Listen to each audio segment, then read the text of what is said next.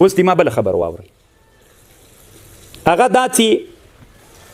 موږ ته خو دواړه نصابونه د سرو زرو د سپینو زرو نصاب باید هر یو چې موږ ته مختار شي تاسې چې د مبسوط څه ده دا مبسوط د امام محمد رحمه الله کې هلته یې لیکلي ته اختیار لرې چې معیار ځان ته د سرو زرو نصاب معیار ګرځوي که د سپین زرو ګرځوي خو فقهاو په چا فتوا کړې نن معاصره زمانه کې طالبانو بعضې علما یوه ډېره ښه خبر کوي دوی وایي چې دا خو په هغو زمانو کې هغه مخکینیو فقهاو معیار څوک ګرځولی و سپین زر ګرځولي ول ځکه هغه انفعل الفقیر ول اما و زمانه کې باید معیار څوک وګرځول سي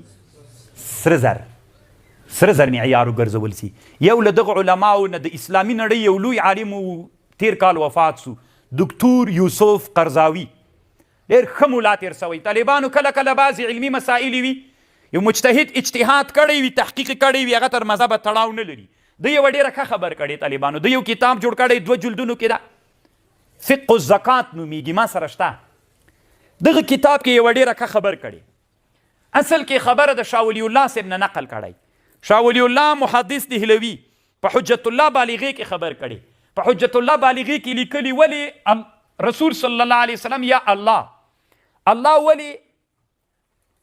په موږ باندې په 5 اوقیو کې زکات فرض کړی 5 اوقیې څو سوې 200 درهمه سولې هر اوقیه څو وه 40 درهمه اوقیه یو تولیجه وه طالبانو هر اوقیه حدیث ته چې د بخاري او د مسلم حدیث مې درته ویلي لیس فی ما دون 5 اواق من الورق صدقتون په هرو 5 اوقیو کې صدقه ده او هر اوقیه څو سوه 40 درهمه سوه نو خو 5 وارې 40 200 درهمه ولې شرع 200 درهمه معیار وټاکه ولې معیار وټاکه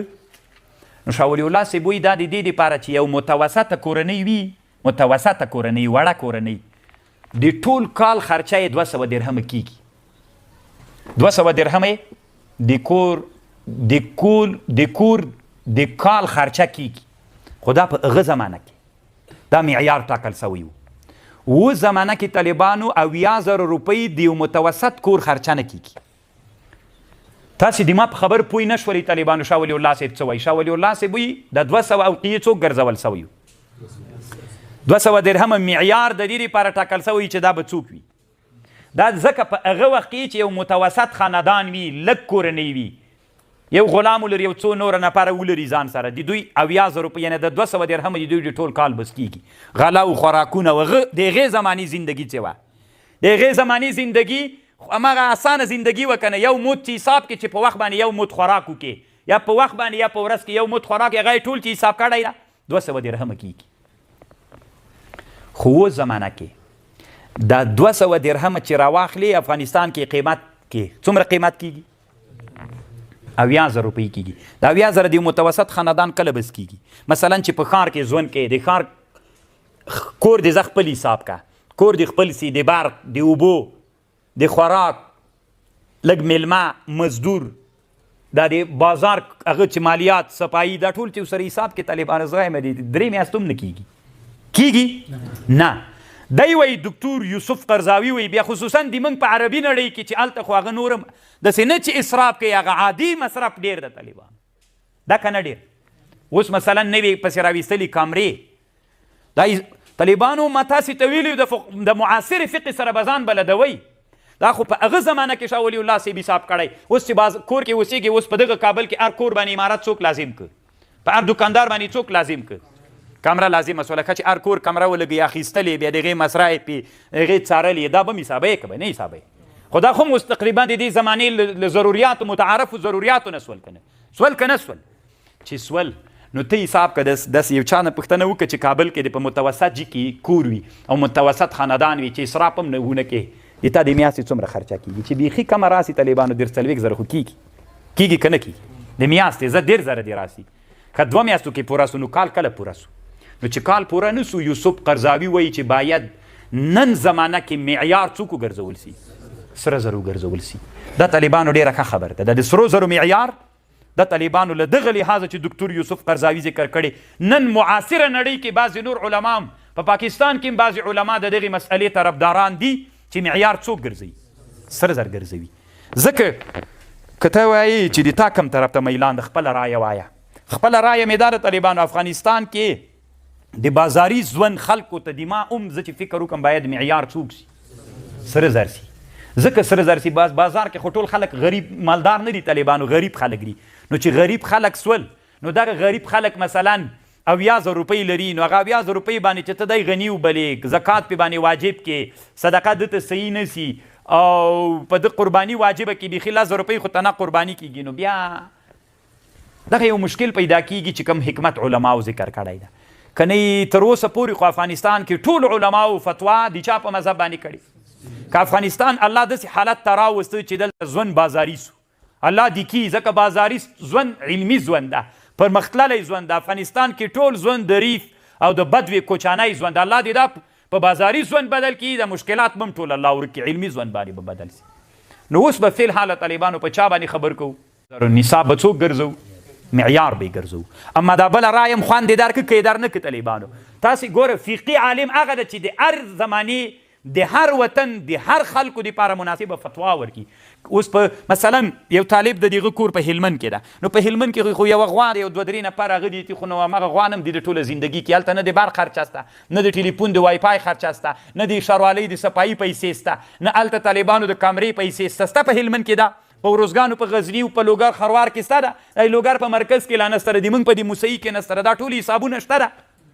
نسته ده که نه یو هم نسته ده ښه چې نسته ده ا د نل چې اوبه درته راځي چا خو نسته ده که نه پیپونه راځي د هغې بله ده میټر بله ده د دې اوبو دا ټول چې حساب کې طالبانو نو بیا د بازار ژوند ته به مستقله فتوا کوي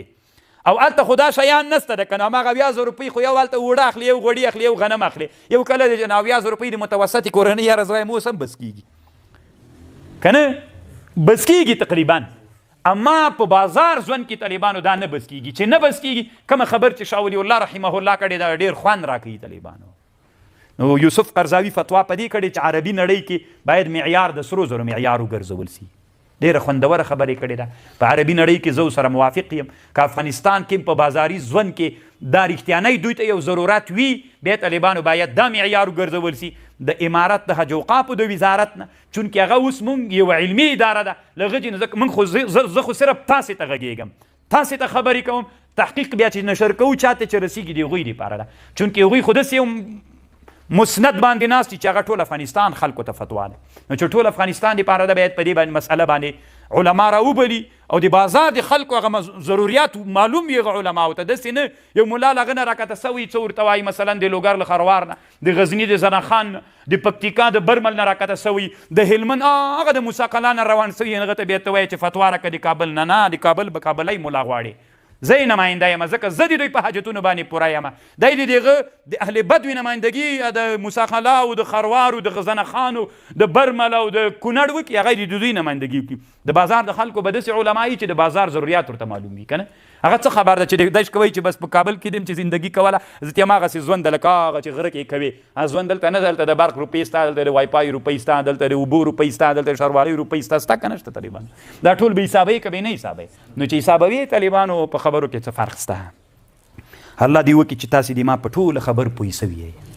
80,000 نصاب ټارګېټ دا معیار ده چې هر څوک دومره روپۍ ولري که ایرو ولري که کلداري ولري همدغه سره د حساب کې ځتي من کوم افغانان ورونه چې اروپا کې اوسېږي همدغه سره د معیار کې یا په اروپا کې هغوی هلته د مستقل ګرام حساب کې هلته کیدای سي هلته بل قسم ګرام وي په اروپا او په غرب کې یا مثلا یا په نور اسلامي نړۍ کې د موږ افغانان ورونه وي دوی چې هلته اوسېږي مال کور هغې هلته وي دنیا یې هلته وي نو هلته د سپین زر حساب کې سپین زر چې هلته غیر مسکوک په 100 روپۍ ول یو فی ګرام همغه د حساب ورته وکړي بس دا معیار ده په خبره پوه شولې بس ده